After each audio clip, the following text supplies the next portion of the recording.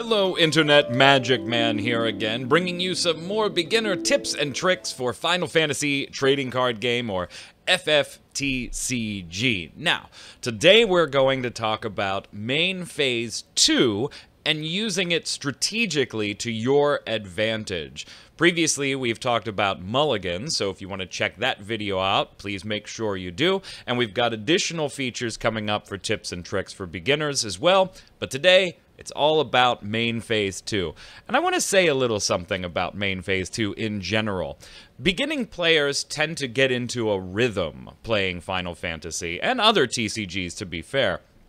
Magic the Gathering and others also have a Main Phase 2, and while I don't know if anything that I say in this video will be particularly new or helpful or insightful for longtime Magic the Gathering and other TCG players that are very familiar with using Main Phase 2 to their advantage, hopefully they'll be entertained enough to stick around and give a like and a subscribe.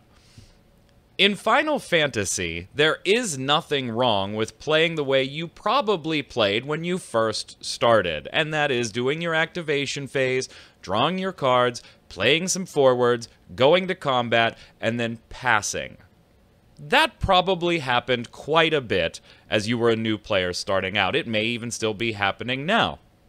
There is nothing wrong with that.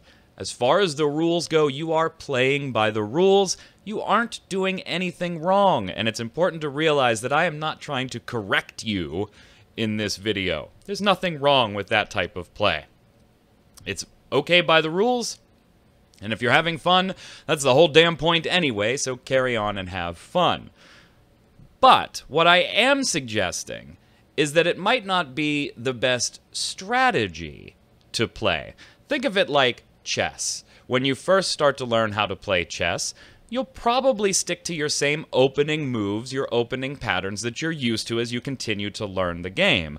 Later on down the line, you'll start developing through your own or through research, your own playing, or research online or with friends that are more experienced, you'll start developing more advanced strategies. There was nothing wrong with how you played at the beginning, but it probably wasn't the best strategy, and now that you're deeper into it, you're finding that out. And it's kind of hard to break that cycle when you think about it, because having a draw phase, a main phase 1, attacking, and then ending your turn feels very intuitive as far as board games and strategy games go. I get to do this, then I move to this phase, then I move to this phase, and then my turn is over. It's not often in games other than trading card games. It does happen, but it's not often where you go back and you can repeat a phase in some games. That's the example here in Main Phase 2. The advice that I can give you globally, and we're going to delve into this in regards to Main Phase 2 in just a second, is in Final Fantasy, slow down. Delay, delay, delay. Unless your deck is specifically catering at coming out firing and getting damage as quick as possible, because the later the game goes, the more likely you're going to lose.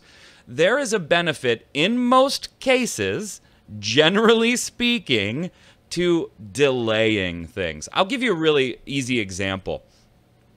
Let's say your deck has some 7-drop Odins in it. Choose one forward and break it. This happens to be an X-Burst. So if you take damage and your damage card that you flip from your draw pile to face up into your damage zone is this card, you get to do that. Choose a forward and break it. Now, you're looking at a board where you are definitely going to take damage. Maybe one like this. It's your opponent's turn, and you're definitely taking some damage here. 3 forwards to 1. Your opponent's going into their attack phase. You don't have any combat tricks or anything sneaky to do. You've already resigned yourself in your head. I'm going to take some damage here. I'm going to take 1 or 2, and presumably your opponent is experienced enough to not let you get in multiple blocks with the same character. They're probably going to swing with their stronger things, so that at best you can get 1 block and then take 2 damage. Provided the situation, of course, allows that. Our example, that would be the example. They're going to lead with big guy first, and force you to give up that forward if you want to block. If you don't want to block, they're going to go to their next biggest guy and go down the chain. They're not going to give you the opportunity to double block two different forwards with your forward. Think about this for a second. If you jump realizing, I'm going to have to block something, I don't want to take all 3 damage, maybe it's going to cost you the game, maybe you're running at 4 damage, taking all 3 is just not an option. I'm going to take at least 2, so let me just get the block out of the way, and let's keep going, because I know I'm going to lose this forward. Well, you've just resigned yourself to giving up a forward when you might not have to. Yeah, you don't have any combat tricks, but if you let that first attack in, and even that second attack in, knowing my opponent knows what they're doing, I'm only going to get to block 1, I'm probably going to take 2 points of damage here. What happens when you do that? When you save the block for last, you delay, delay, delay. Well, you've just popped 1 to 2 chances of getting an X-Burst. You know you have them in your deck. You know there are some that can dull forwards, break forwards, remove things from... Whatever you know your X-Bursts can do. What happens if you pop one of those? Well, now you still have your forward on the board. 1 forward's already attacked, and now you have an X-Burst to pop on one of the 2 remaining forwards. You don't have to take all the damage that you were already banking on taking this turn. And I know that's a pretty easy example, but I think it illustrates the point. Delay, delay, delay. When you can, and when it makes sense to your deck's strategy. Let's take a look at main phase 2 and how we can use that idea of delay, delay, delay to execute things in main phase 2 that give us a surprise or an advantage. Let's look at this. In main phase 1, I play a couple of forwards. Maybe they've been there for a few turns so we can attack with them, whatever the case is. I play 2 more forwards on this turn. I attack with the 2 forwards that were already available to attack, and I've got a pretty impressive board. I'm working 4 forwards. I'm in a good place. However, if I've done this during main phase 1, I've telegraphed to my opponent what my plan is here. I've spent my CP. My cards are all on the table. Now they get to decide what and when to block and what to block with based on all of the information. Now, if I kept those 2 additional forwards that I played this turn hidden in my hand because they offered me no benefit to combat in this particular turn to put them out right now in main phase 1, my opponent is making decisions based on what to block, when to block, and who to block with based on the information that's on the board. It is not the complete information. Would they make the same moves if they knew they were just dealing with your 2 forwards that were out on the board as if they would make those same decisions with 4 forwards out on the board? And yes, maybe you need to put things out in main phase 1, or it helps your combat strategy to do so. I am not recommending that you just don't. Playing somebody that is hasty in main phase 1 makes sense because it is going to change, if you intend to attack with them, it is going to change your attack phase. That makes sense. Playing a summon in main phase 1 or dropping a backup that's going to break or dull something on your opponent's side of the board, thus giving you more room in your attack phase. Those kind of plays make sense. Anything that benefits your attack phase makes sense to do in main phase 1.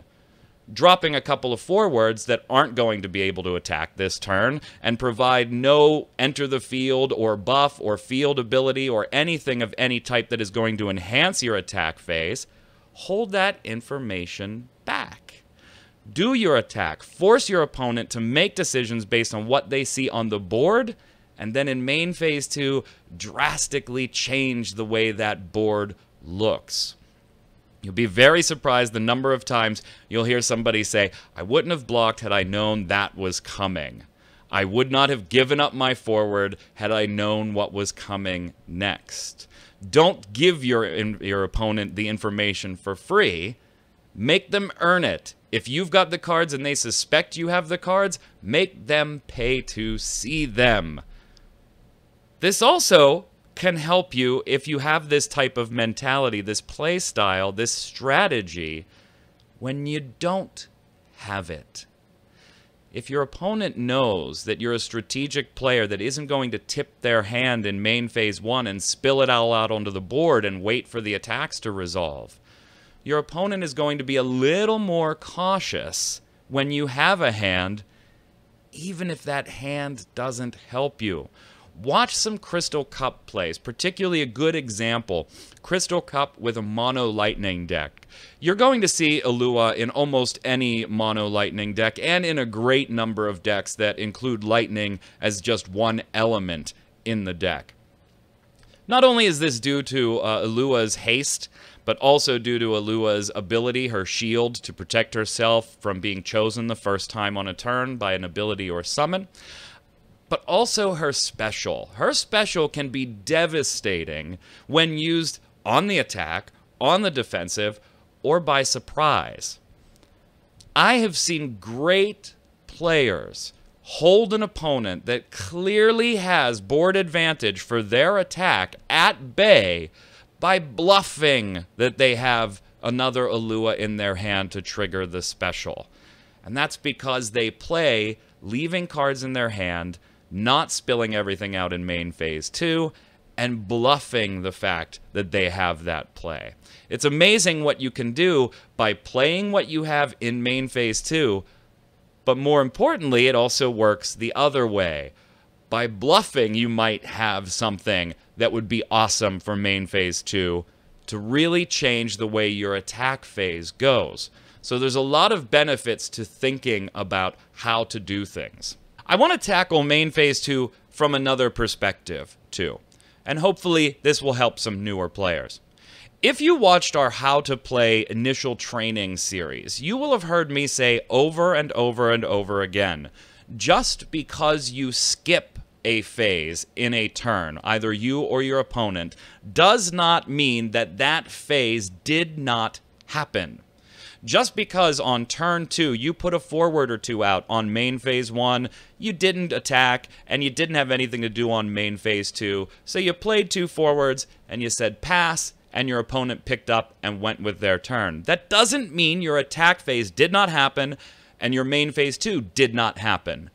What it means is that there was an implicit pass of priority by both players during those phases. Use your opponent's main phase 2 to your advantage as well. Again, I love Mono Lightning, so I'm going to give another Mono Lightning example here. So let's take a look at the board. Now, I've got a forward out in Amon who allows me to dull any forward I choose, and all it costs me is a dulling of Amon. Pretty good position. Really nice if my opponent's on the attack phase and I can dull something down real quick, not giving it a chance to even attack as soon as my opponent enters the attack phase. Boop, boop, dull, down. But it could be used a little differently. Don't be thinking about just your main phase 2. Think about your opponent's main phase 2. You have the ability to respond to these phases even if they are passed. Skipping the whole phase entirely involves a pass by both players, and it's usually just understood. If I say, I'm done, go ahead, and you start drawing your cards, then we both generally understood we didn't have anything to do there. But take a look at this board. Let's say my opponent, on their turn here, does their main phase 1 stuff, goes to combat, and doesn't opt to attack. It's not a great board, it's not a good position for them to attack, and they want to make sure that they have some blockers up. Maybe they swing with 1, right? And they leave somebody else up to be able to block. They then pass. They don't do anything. They do their combat phase, they swing once, and they say, pass to you. Roll it back. Say, hey, I want to respond in your main phase 2. It still happened. Dull them on. Dull one of their forwards, And if they have no response, that resolves and ends their main phase 2. They, of course, do have the chance to respond here again. You have to get those 2 consecutive passes. So if you dull something with them on and they want to respond, of course, they can. Start building a stack, do some other things, whatever the case is. But dull one of their forwards, it immediately becomes your turn once they're completely done. And now you're activating them on right off the bat. So that's just a really basic strategy example of utilizing your opponent's main phase 2 to your advantage when you can. Sometimes it may make more sense not to trigger that so that you can still have them on to block or attack on your turn because you've got a good advantage as far as the board goes. They're going to be situational. What I want to impress upon you is don't ignore your main phase 2, and more importantly, don't ignore your opponent's main phase 2. You have a chance to do things in both of those. I hope this has been helpful to some beginning players and some intermediate players, or maybe some expert players just found it entertaining and insightful. And if you've got tips and strategies for main phase 2 usage, make sure you put them in the comments below. While you're there, I'd appreciate a like or a subscribe just to keep us going, make sure people are watching this content. And until next time, gang, stay safe and stay out of that break zone.